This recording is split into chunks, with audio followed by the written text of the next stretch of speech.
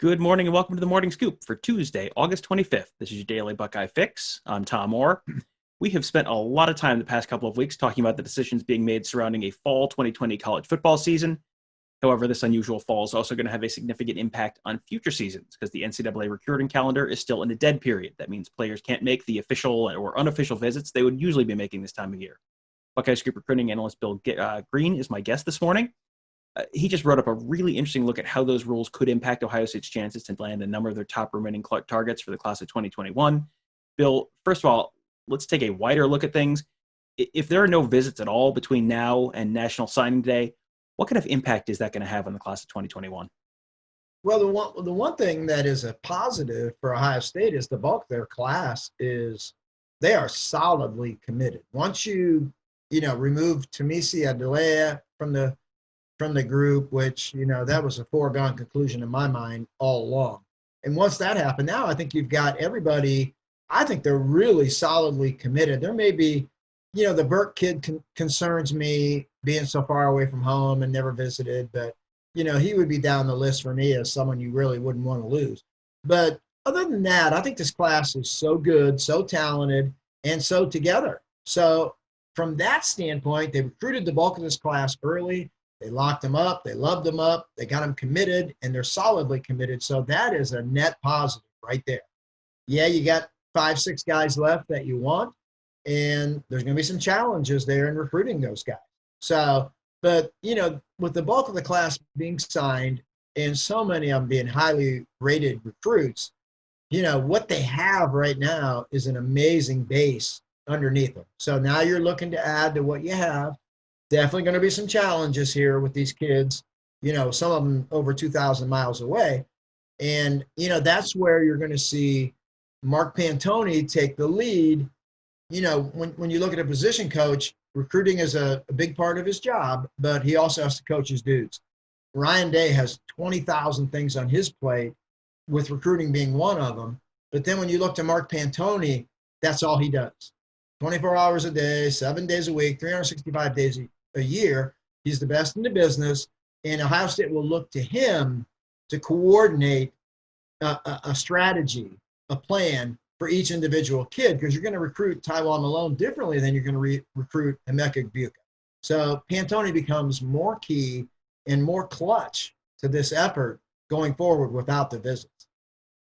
Before we get into the specifics of Ohio State's class and some specific guys you wrote about on an individual basis, let's zoom out a minute on the national scale, because this seems like if there are no visits and you've got guys who potentially have not seen schools they're committing to just on a national basis, not any specific kid, it seems like you're going to have a ton of you potentially have decommitments this fall. You potentially have all sorts of transfer issues a year from now when, you can take a virtual tour of the fill in the blank Iowa campus or Texas Tech campus or whatever, and I'm sure those coaching staffs are doing what they can to make sure those students are feeling as comfortable as possible before they come on board.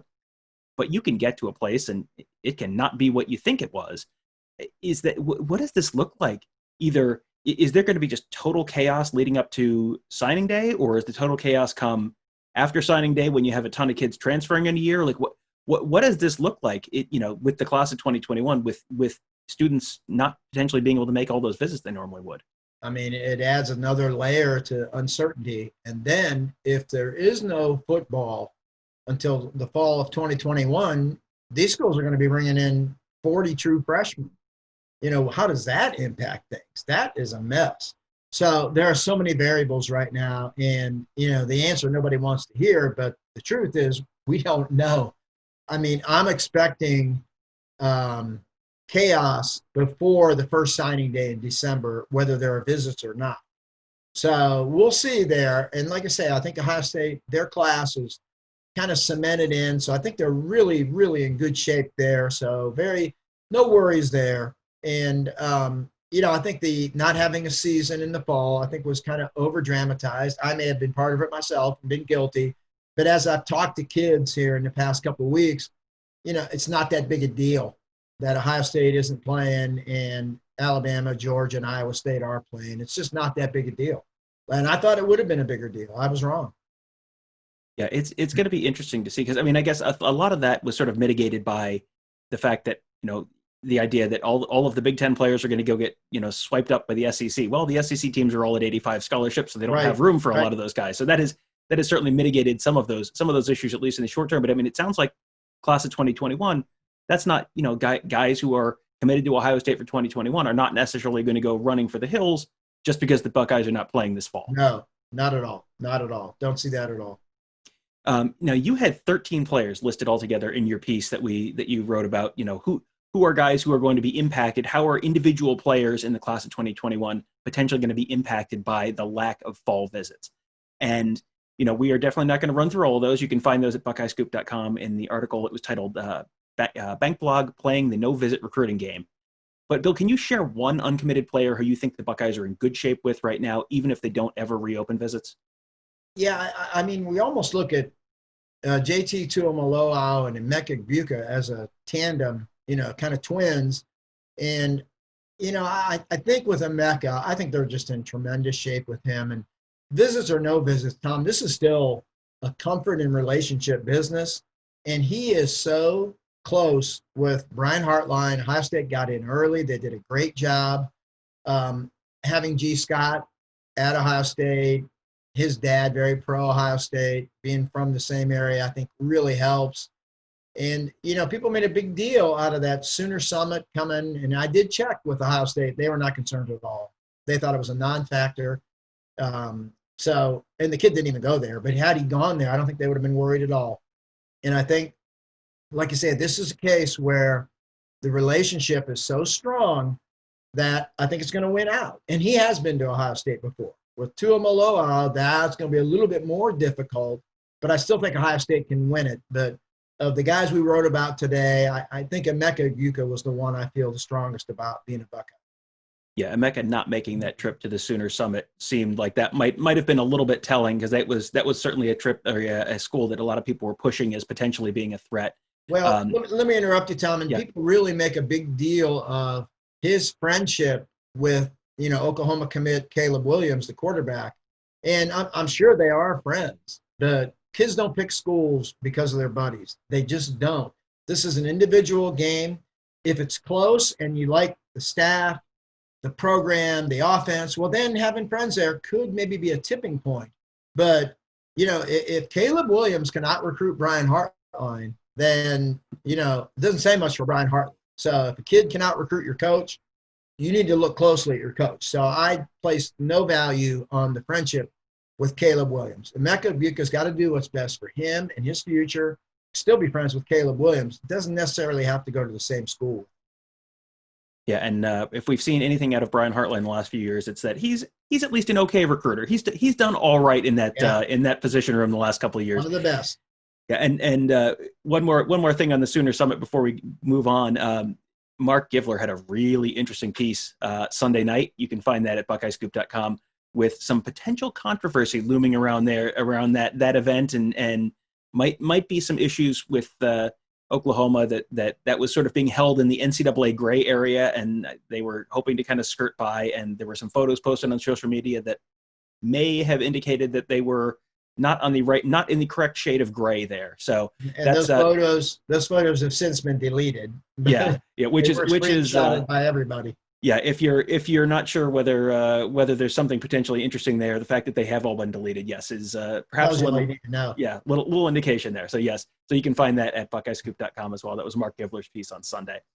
On the flip side for Emeka Egbuka, you've had a couple guys who have been discussed as possible commits who you seem fairly pessimistic that Ohio State might be able to land them without a visit. Can you share one of those names and your thinking behind that?